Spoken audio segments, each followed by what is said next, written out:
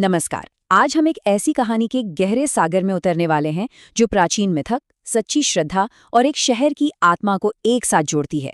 हम बात कर रहे हैं मुंबा देवी की कृपा की। देखिए, ये सिर्फ एक आम कहानी नहीं है, बल्कि एक ऐसी नींव है जिस पर भारत के सबसे बड़े महानगरों में से एक खड़ा है। तो चलिए इस अद्भुत और ऐतिहासिक कथा के सफर पर चलते हैं और इसके हर एक पहलू को समझने की कोशिश करते हैं। सबसे पहले एक बहुत ही दिलचस्प सवाल पर गौर करते हैं। आपने कभी सोचा है, मुंबई, इतना बड़ा, इतना व्यस्त शहर, आखिर ऐसी कौन सी अदृश्य शक्ति है जो इस चकाचौंधी वाली नगरी को उसके सबसे भयानक तूफानों से बचाती है? ये एक ऐसा सवाल है जो सदियों से यहाँ के लोगों के दिलों में बसा है।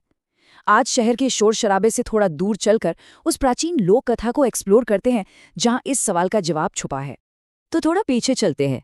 आज की चमचमाती मुंबई थोड़ी देर के लिए भूल जाइए। एक समय था जब ये केवल 7 छोटे छोटे द्वीपों यानी आइलैंड्स का एक समूह था। यहाँ सिर्फ मछुआरों की बस्तियां थीं जो समुद्र की लहरों और नारियल के पेड़ों के बीच बसी थीं, और इन सब के बिल्कुल बीचों बीच स्थित था प्राचीन मुंबा देवी मंदिर।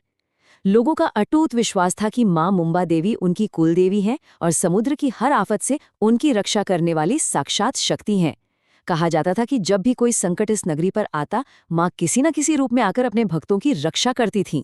और यही एंट्री होती है हमारी कहानी के मुख्य पात्र की, हरिदास, एक बेहद मेहनती मछुआरा। पर देखिए, मेहनती होना ही हमेशा सफलता की गारंटी तो नहीं होता ना। पिछले कई महीनों से समुद्र जैसे उससे रूठ गया था। उसकी नाव हर रोज खाली लौट आती, उसके जाल फट जाते और कई बार तो तूफान इतना भयानक होता कि बस बाल बाल उसकी जान बचती। हरिदास का ये लगातार संघर्ष उसकी हिम्मत तोड़ रहा था। धीरे धीरे उसके घर की हालत बेहद खराब होने लगी थी। अब इन शब्दों की गहराई और उस दर्द को थोड़ा महसूस कीजिए। घर की हालत इतनी खराब हो चुकी थी कि उसकी पत्नी गंगा ने एक दिन आंसू भरी आंखों से कहा, अब घर में बस एक मुट्ठी चावल बचे हैं और हमारी छोटी बच्ची कावेरी कई दिनों से भूखी सो रही है। सोचिए, उस पिता पर क्या बीत रही होगी। ये भयंकर गरीबी उस ईमानदार मछुआरे के विश्वास की सबसे बड़ी परीक्षा ले रही थी। हरिदास चुप रहा, क्योंकि एक बेबसी के आगे उसके पास कहने को कुछ बचा ही नहीं था। लेकिन ऐसे ही निराशा के माहौल में कहानी में आता है एक बड़ा ट्विस्ट। आधी रात का वक्त था, पूरा गांव सो रहा था और हरिदास अकेला समुद्र के किनारे बैठा आसमान को निहार रहा था। तभी वहां एक बूढ़ी साध्वी आती हैं। उनके हाथ में एक छोटा सा दीपक था, और हैरानी की बात ये थी कि वो दीपक उस भयंकर तेज हवा में भी नहीं बुझ रहा था। एकदम चमत्कारिक दृश्य। उन्होंने हरिदास से उसकी उदासी का कारण पूछा और हरिदास ने अपना पूरा दुख उनके सामने खोलकर रख दिया। हरिदास की बात सुनकर वो साध्वी थोड़ा मुस्कुराईं और उन्होंने बहुत ही अनमोल शब्द कहे, जब मनुष्य को सारे दरवाजे बंद दिखते हैं, तब माँ मुंबा देवी अपने द्वार खोलती हैं। ये कोई आम बात नहीं थी, इसमें एक अटूट श्रद्धा का संदेश छिपा था। उन्होंने हरिदास को अगले दिन सूर्योदय से पहले मंदिर जाने को कहा और फिर अंधेरे में कहीं गायब हो गईं। हरिदास के दुखों के अंधेरे में वो शब्द बिल्कुल उस चमत्कारी दीपक की तरह थे जो तेज हवाओं में भी नहीं बुझा। बस इसी उम्मीद के सहारे अगली सुबह सूर्योदय से पहले हरिदास मंदिर पहुंच गया। वहां धूप और चंदन की सुगंध थी और मां की अखंड ज्योति जल रही थी। हरिदास ने पूरे मन से प्रार्थना की, मां, मेरी बेटी को भूखा मत सुलाना। उसकी पुकार सुनकर वहां के पुजारी उसके पास आए और उन्होंने 3 बहुत ही स्पेसिफिक और सख्त निर्देश दिए। पहला, इस लाल धागे को अपनी नाव पर बांध लेना। दूसरा, आज समुद्र में जरूर जाना। और तीसरा और सबसे जरूरी नियम, लालच बिल्कुल मत करना। ये आखिरी शर्त एक बहुत बड़ी चेतावनी थी। और अब जो हुआ, उसने हरिदास की पूरी दुनिया बदल दी। हरिदास समुद्र में गया, जो उस दिन कुछ ज्यादा ही शांत था। जैसे ही उसने अपना जाल डाला, एक ही झटके में उसकी नाव मछलियों से भर गई। एकदम साक्षात चमत्कार। हरिदास तो खुशी से झूम उठा। लेकिन उसकी सच्चाई का सबसे बड़ा टेस्ट तो तब हुआ जब उसे पुजारी की वो शर्त याद आई। कोई और होता तो शायद रुकता ही नहीं, पर हरिदास का मन निष्कपट था।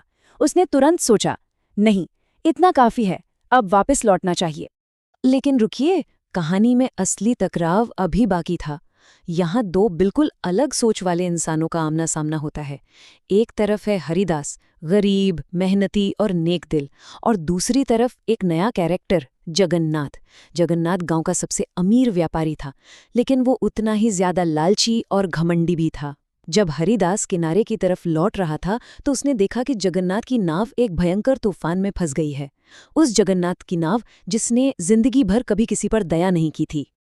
अब यहाँ आप खुद सोचिए, क्या हरिदास को इस लालची पड़ोसी की जान बचानी चाहिए?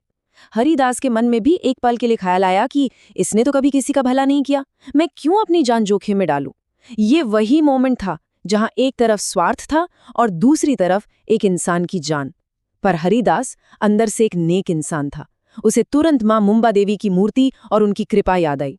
और बिना ज्यादा सोचे हरिदास ने अपनी नाव उस खतरनाक तूफान की तरफ मोड़ दी। समुद्र की लहरें बिल्कुल पागल हो चुकी थीं। भारी बारिश हो रही थी। ऐसा लग रहा था नाव किसी भी पल डूब जाएगी। लेकिन तभी एक अद्भुत घटना हुई। हरिदास को महसूस हुआ कि कोई अदृश्य शक्ति उसकी नाव को बैलेंस कर रही है। और पता है, जो लाल धागा पुजारी ने दिया था वो उस घंघोर अंधेरे और तूफान में अचानक चमकने लगा। उसी ग्लो और अदृश्य कृपा के सहारे हरिदास ने जगन्नाथ और उसके लोगों की जान बचा ली। पर कहानी यहीं खत्म नहीं होती। उसी रात गांव पर ऐसी आफत आई जिसने सबको हिलाकर रख दिया। लोग जान बचाने के लिए भागकर मंदिर में छुपे थे। बिजलियां कड़क रही थीं और विशाल लहरें सीधा मंदिर की सीढ़ियों तक आ रही थीं। सबकी सांसें अटकी हुई थीं।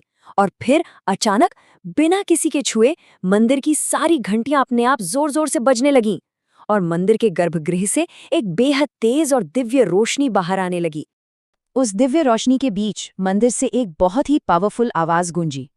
जो दूसरों की रक्षा करता है उसकी रक्षा स्वयं मां करती हैं। आप इस मैसेज की गहराई देखिए। जैसे ही ये शब्द उस अंधेरी रात में गूंजे, वो रौद्र समुद्र, वो गुस्से में उबलता हुआ तूफान, सब कुछ पल भर में शांत हो गया। गांव वालों को समझ आने में एक सेकंड नहीं लगा कि मां मुंबा देवी स्वयं अपने नेक भक्त हरिदास की रक्षा करने आई थीं। तूफान शांत होने के बाद अगली सुबह जो नजारा था वो इस कहानी का सबसे खूबसूरत हिस्सा है। वो घमंडी जगन्नाथ, जिसने कभी किसी के आगे सर नहीं झुकाया, वो हरिदास के दरवाजे पर खड़ा था। उसने कहा, मैंने पूरी जिंदगी सिर्फ पैसा कमाया लेकिन इंसानियत नहीं सीखी। आज तुमने मुझे सिखा दिया कि सच्चा धन क्या होता है। सोचिए, एक सच्ची निस्वार्थ सेवा ने एक घमंडी इंसान को अंदर तक बदल कर रख दिया था। उसने खुशी खुशी हरिदास को एक नई नाव और नए जाल भेंट किए। इस घटना के बाद से हरिदास का जीवन पूरी तरह बदल गया।